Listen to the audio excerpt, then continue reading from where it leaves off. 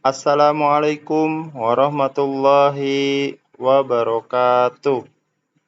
Siswa dan siswi kelas 4 yang Bapak banggakan, bagaimana kabar kalian semua hari ini? Semoga kita semua selalu dalam lindungan Allah Subhanahu wa taala. Amin ya robbal alamin. Siswa dan siswi kelas 4 yang Bapak banggakan, pada hari ini Bapak akan menyampaikan materi pada pelajaran tema 3, yaitu peduli terhadap makhluk hidup. Sebelum kita mulai kegiatan pembelajaran kita hari ini, mari kita siapkan terlebih dahulu, yaitu buku paket tema 3 beserta dengan alat tulisnya. Dan seperti biasa, mari sama-sama kita baca basmalah untuk memulai kegiatan pembelajaran kita hari ini. Berdoa dimulai. Bismillahirrahmanirrahim.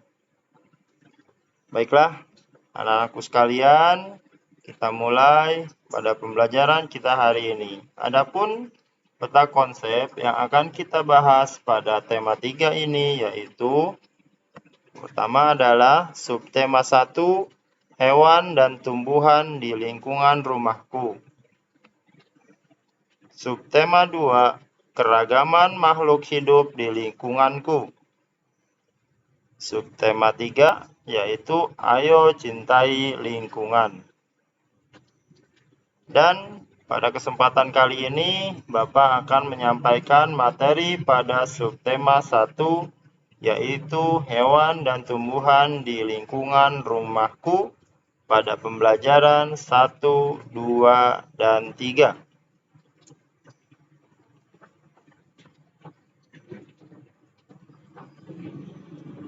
Pada halaman 1, silakan dibuka di halaman 1, yaitu subtema 1, pembelajaran 1, hewan dan tumbuhan di lingkungan rumahku. Pada halaman ini terdapat bacaan yang berkaitan dengan pembelajaran kita hari ini. Mari kita baca bersama-sama, pahami dengan baik agar dapat menjawab pertanyaan-pertanyaan di halaman berikutnya. Baiklah, anak-anakku sekalian, sudah siap? Kita baca bersama-sama, yaitu pada pembelajaran 1. Bismillahirrahmanirrahim. Padi adalah tanaman yang sangat penting di Indonesia. Padi menghasilkan beras. Banyak penduduk Indonesia yang mengkonsumsinya.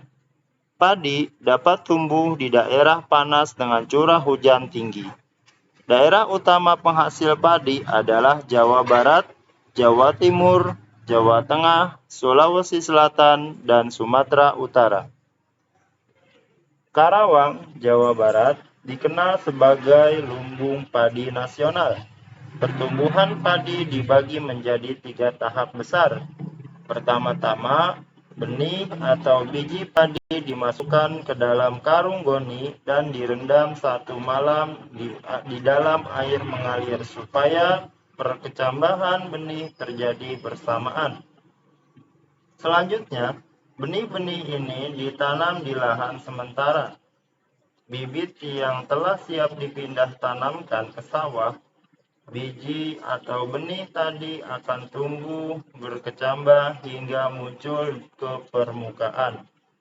Bakal akar dan tunas menonjol keluar, lalu batangnya memanjang. Petani juga memberi pestisida dan pupuk pada tanaman ini. Selanjutnya, tanaman padi berbunga hingga gabah matang, berkembang penuh, keras, dan berwarna kuning. Gabah adalah bulir padi yang terbungkus dalam sekam atau kulit padi. Gabah ini nantinya akan dijadikan benih lagi. Tahap pertumbuhan padi berlangsung antara 110 hingga 130 hari. Setelah panen padi, Gabah ditumbuk dengan lesung atau digiling sehingga sekam atau kulit padi terlepas dari isinya. Bagian isi inilah yang berwarna putih, kemerahan, ungu, atau bahkan hitam yang disebut beras. Baiklah, anak-anakku sekalian, silahkan setelah kita baca pada bacaan tersebut, silahkan dilanjutkan pada halaman kedua. Silahkan di halaman kedua dibuka. Nah, di situ ada beberapa pertanyaan. Ada 5 pertanyaan. Sudah siap alat tulisnya? Oke, kalau belum, coba segera disiapkan. Dan kalau sudah siap, dan perhatikan dengan jelas, ya, dengan seksama. Akan kita isi secara bersama-sama ya. Oke, nomor 1. Apa isi bacaan di atas? Anak-anakku sekalian, isi bacaan di atas yang tadi kita baca yaitu tentang apa?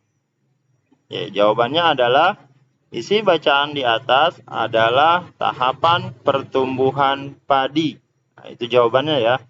Jadi isi bacaan di atas adalah tahapan pertumbuhan padi.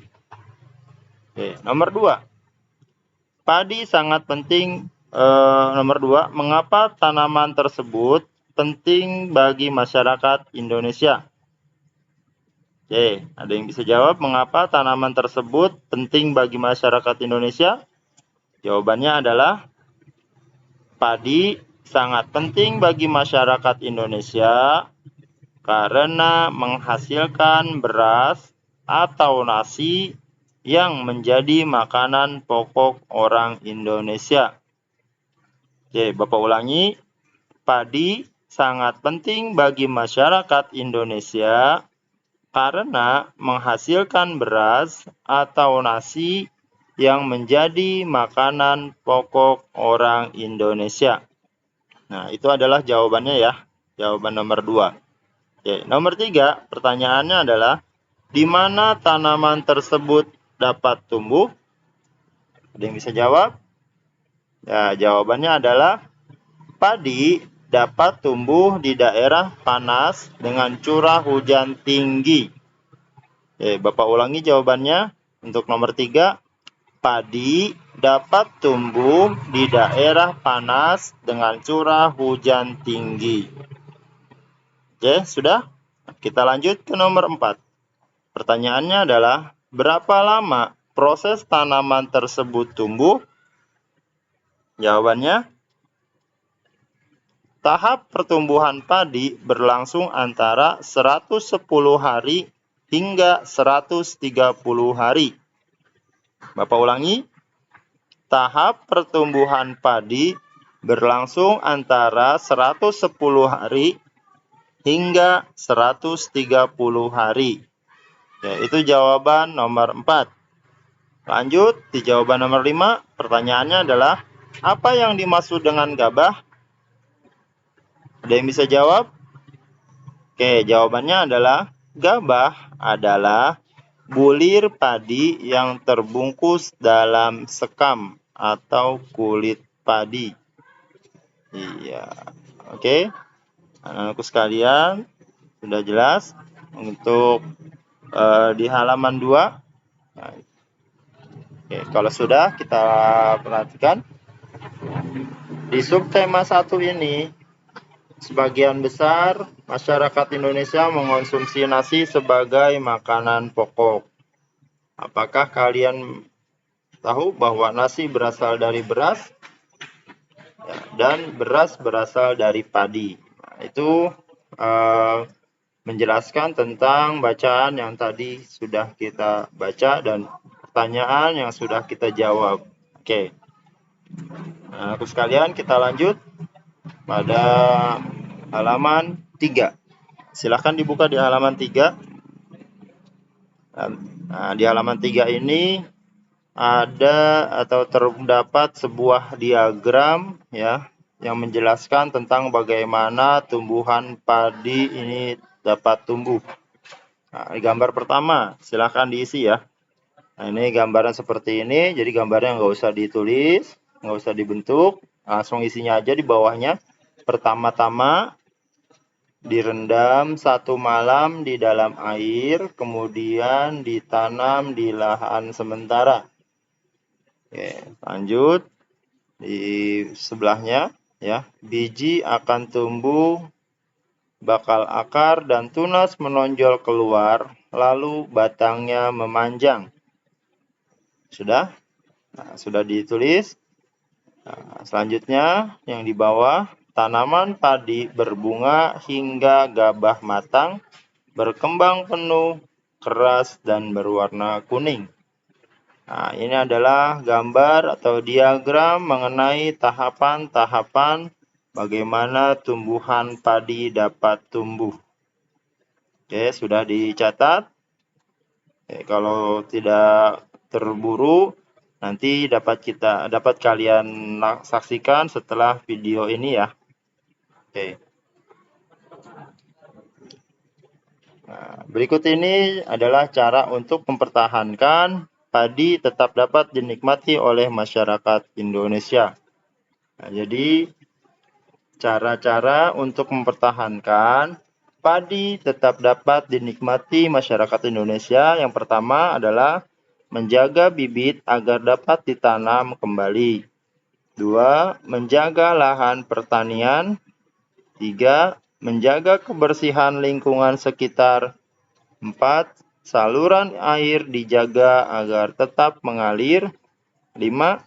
Penggunaan beras yang tidak berlebihan. Nah, itu adalah 5 cara bagaimana caranya untuk mempertahankan agar padi tetap dapat dinikmati oleh masyarakat Indonesia. Oke, anak-anakku sekalian, kita lanjut. Perhatikan ya. Nah, silahkan dibuka halaman 5. Oke, silahkan dibuka halaman 5 pada buku tematika kalian. Nah, di halaman 5 ini terdapat contoh gambar dan pembahasan tentang kenampakan alam yang ada di Indonesia. Yaitu contohnya adalah pantai, ada dataran tinggi, dan dataran rendah. Nah, ini adalah contoh kenampakan alam yang ada di Indonesia. Ya. Dan pembahasannya adalah pantai. Pertama kalian lihat, nah pantai adalah daerah yang berbatasan langsung dengan laut. Pantai ada yang landai dan ada pula yang terjal. Pantai yang landai biasanya digunakan untuk objek wisata. Nah, selanjutnya, dataran tinggi. Dataran tinggi adalah permukaan bumi yang ketinggiannya 500 meter di atas permukaan laut. Dataran tinggi biasanya dimanfaatkan untuk peristirahatan, objek wisata, dan usaha perkebunan. Selanjutnya, yang ketiga, yaitu dataran rendah. Dataran rendah adalah permukaan bumi yang datar dengan ketinggian kurang dari 200 meter dari atas permukaan laut. Oke, jadi berbeda ya. Bedanya kalau dataran tinggi ketinggiannya 500 meter di atas permukaan laut, sedangkan dataran rendah adalah ketinggiannya kurang dari 200 meter dari atas permukaan laut. Pada umumnya dataran rendah berada di sekitar pesisir pantai. Dataran rendah banyak digunakan untuk berbagai keperluan, diantaranya pertanian, peternakan, dan perumahan. Oke, anak-anakku sekalian, itulah informasi atau pembahasan tentang kenampakan alam yang ada di Indonesia. Yang mana contoh kenampakan alam yang ada di Indonesia itu ada 3, yaitu pantai, dataran tinggi, dan dataran rendah. Oke, anak-anakku sekalian, setelah kita perhatikan pembahasan di halaman 5, maka silahkan di halaman 6-nya kalian buka Nah, di halaman 6 ini terdapat tabel ya yang berisi tentang kenampakan alam, yaitu baik lokasinya, ciri-cirinya, sumber daya alam, manfaat, mata pencaharian penduduk dari tiap-tiap kenampakan alam. Oke, sudah siap alat tulisnya? Ayo kita isi bersama-sama ya. Ada yang masih ingat? Nah, pertama, pantai. Lokasi pantai ini berbatasan langsung dengan laut. Kemudian ciri-cirinya ada yang landai, ada juga yang terjal, cuacanya panas dan kering. Itu adalah ciri-ciri dari pantai. Selanjutnya, sumber daya alamnya. Sumber daya alam yang dapat kita ambil dari pantai yaitu ikan, rumput laut, kerang, cumi-cumi, gurita, dan garam. Nah, ini adalah sebagian contoh dari sumber daya alam yang dapat kita ambil dari pantai. Manfaat pantai yaitu untuk mencari ikan dan objek wisata. Selanjutnya, mata pencaharian penduduk di sekitar pantai yaitu sebagai nelayan, petani tambak, dan petani garam. Itu adalah informasi tentang pantai. Nah, selanjutnya, informasi berikutnya yaitu tentang dataran tinggi. Lokasi dataran tinggi berada di ketinggian 500 meter di atas permukaan laut. Lalu, ciri-cirinya memiliki kelembaban udara dan kelembaban tanah yang tinggi. Udaranya sejuk. Nah, itu adalah ciri-ciri dari dataran tinggi.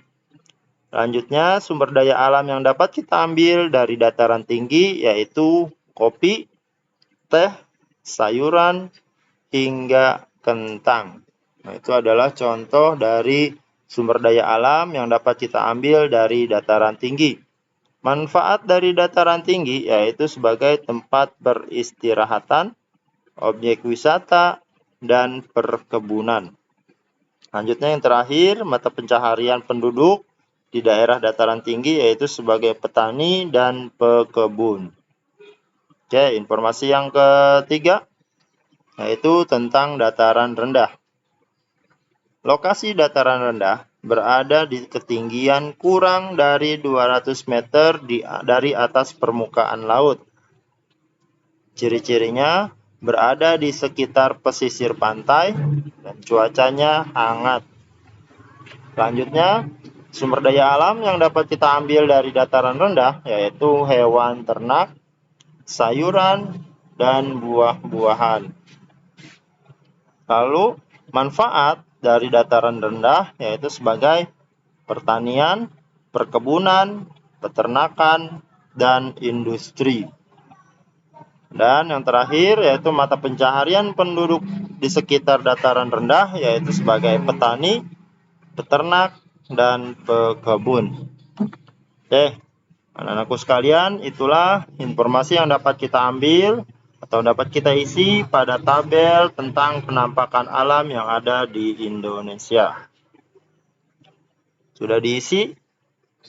Kalau belum keburu, seperti biasa, nanti dapat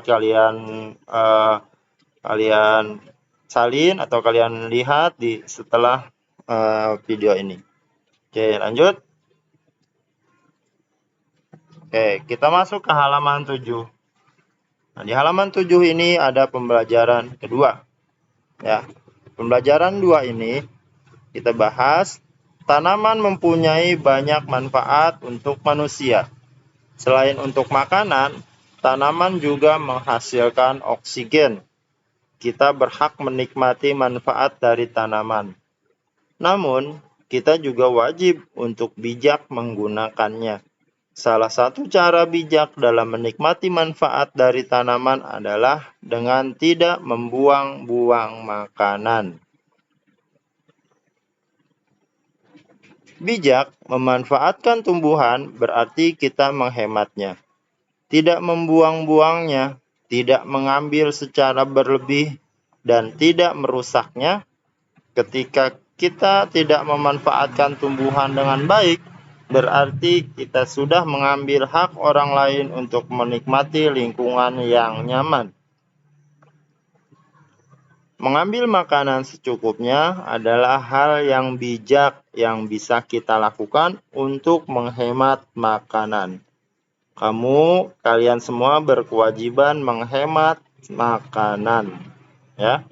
Oke, nah itu informasi yang kita dapat ambil di pembelajaran kedua, bagaimana kita harus bijak dalam memanfaatkan tumbuhan, yaitu dengan cara kita menghematnya dan tidak membuang-buangnya, tidak mengambil secara berlebihan dan tidak merusaknya. Itu adalah cara kita memanfaatkan atau bijak dalam memanfaatkan tumbuh-tumbuhan.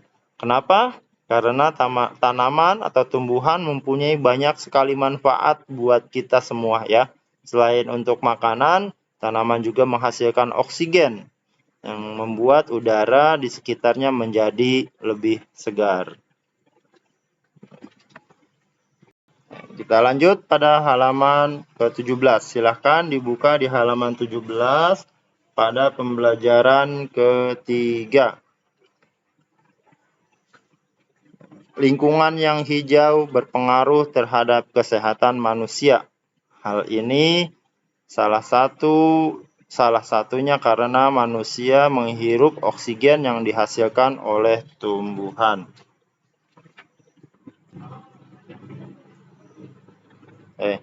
Silakan dilanjut di halaman 20. Coba anak-anakku sekalian buka halaman 20 di buku paket tema 3 kalian. Nah, di halaman 20 ini ada peta konsep tentang tanaman dan bagian-bagiannya. Oke, diperhatikan ya. Pertama, kita bahas dari akar tanaman, ya, kita bahas dari bawah nih. Akar adalah bagian tumbuhan yang umumnya berada di dalam tanah. Untuk beberapa jenis tumbuhan, akar juga terdapat di atas tanah, bahkan menggantung. Akar berfungsi antara lain sebagai bagian yang mengokohkan tumbuhan. Jika tumbuhan tidak memiliki akar, tumbuhan akan menjadi mudah dicabut, mudah roboh ketika diterpa angin, atau hanyut terbawa air ketika hujan turun. Zat-zat mineral dan air yang dibutuhkan untuk membuat makanan diserap oleh akar dari dalam tanah.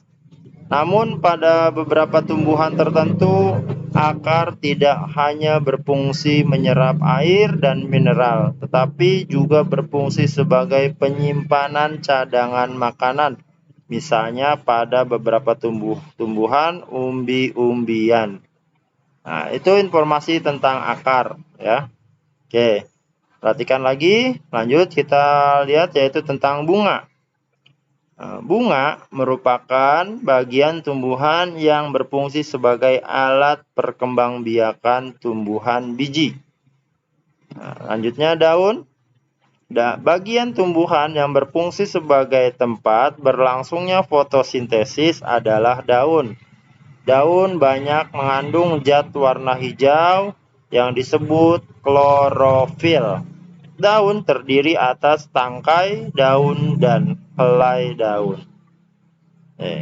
Lanjut, yaitu batang. Perhatikan, batang tumbuhan yang berada di atas tanah adalah batang yang berfungsi sebagai tempat munculnya daun, bunga, dan buah. Batang juga berfungsi mengedarkan mineral dan air yang diserap akar, serta zat makanan hasil fotosintesis ke seluruh bagian tubuh tumbuhan.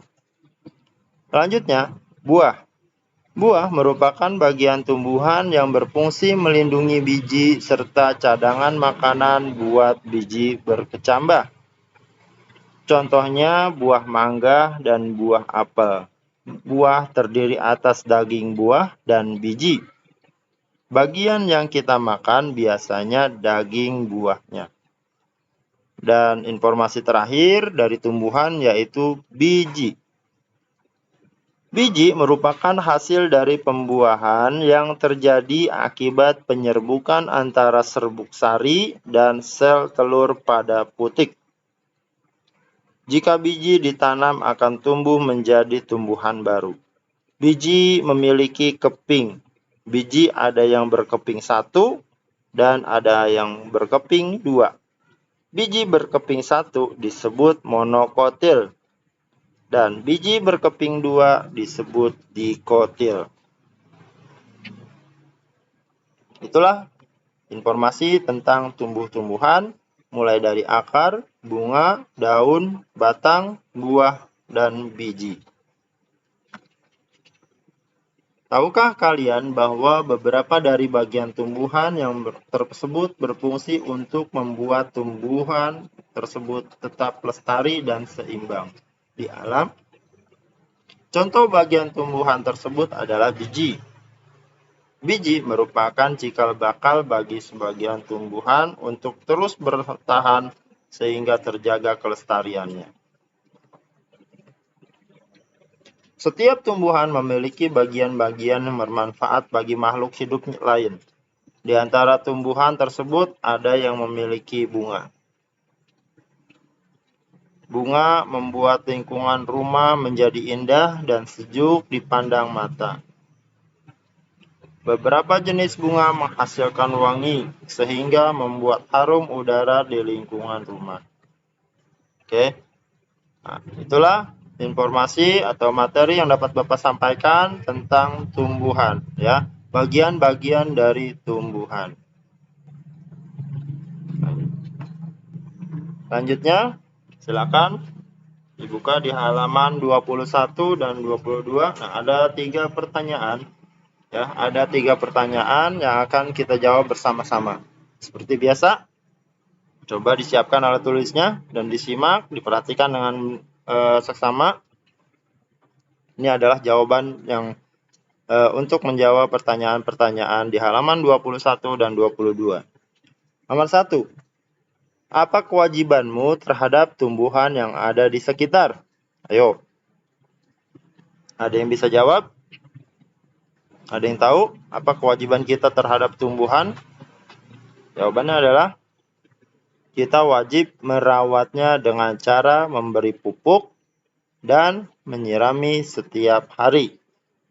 Nah, itu adalah kewajiban kita terhadap tumbuhan, ya. Kita wajib merawatnya, itu dengan cara memberi pupuk dan menyiramnya setiap hari. Nomor 2, manfaat apa yang bisa kamu peroleh dari bunga? Ayo, ada yang tahu atau tidak? Apa manfaat yang dapat kita peroleh dari bunga?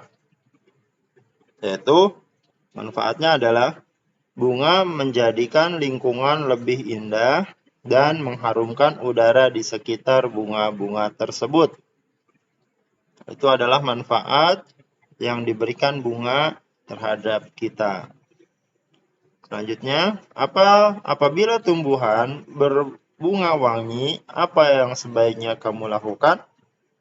Jawabannya, menyirami dan memberi pupuk setiap hari agar bunga itu tumbuh subur dan dapat berbunga wangi lebih banyak. Oke, anak-anakku sekalian, sudah dijawab? Sudah diisi?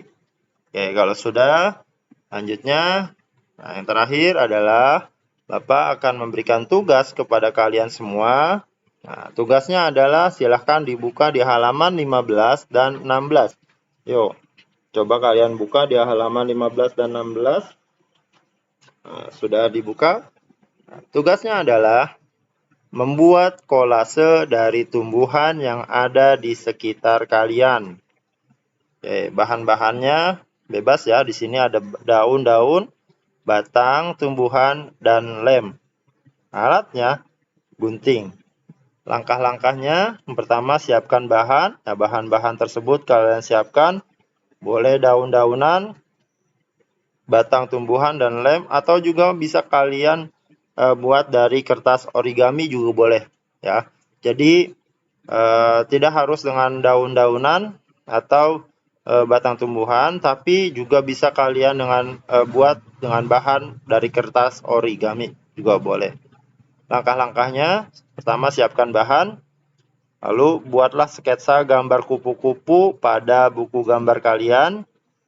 Nah, jadi kalian buat yang besar, ya, gambar kupu-kupu di buku gambar kalian. Lalu aturlah daun atau batang menutupi sketsa gambar kalian. Nah, jadi sekali lagi boleh pakai daun atau boleh juga pakai kertas origami. Lanjutnya perhatikan ukuran, perpaduan warna dan bentuknya. Terakhir, tempelkan daun atau batang pada gambar menggunakan lem. Tempelkan dengan rapi. Nah, ini adalah contoh dari pengerjaan membuat kolase. Ini contoh tugasnya ya. Ini alat-alatnya, alat dan bahan. Lalu kalian membuat sketsa atau membuat gambar. Nah, ini bisa kalian minta bantu sama orang tua kalian untuk membuat gambar kupu-kupu yang bagus ya di buku gambar. Ingat, di buku gambar kalian buat sketsa dari gambar hewan kupu-kupu yang bagus. Lalu kalian atur ya, baik itu daun ataupun kertas origaminya. Lalu setelah itu ditempelkan dengan menggunakan lem, ya, ditempel dan hasilnya seperti ini. Nah, ini nanti hasilnya seperti ini ya. Jadi sekali lagi Bapak ingatkan, bahannya itu boleh dengan daun dan batang tumbuh-tumbuhan, boleh juga dengan kertas origami. Oke, paham? Kalau sudah jelas tugas untuk hari ini, nanti kalaupun kurang jelas atau belum paham, nanti silahkan kalian hubungi wali kelas kalian masing-masing ya. Kalau sudah jelas tugas hari ini, maka Bapak akhiri pembelian materi pada pembelajaran hari ini. Mudah-mudahan ada manfaatnya dan menambah pengetahuan kita semua. Bapak akhiri.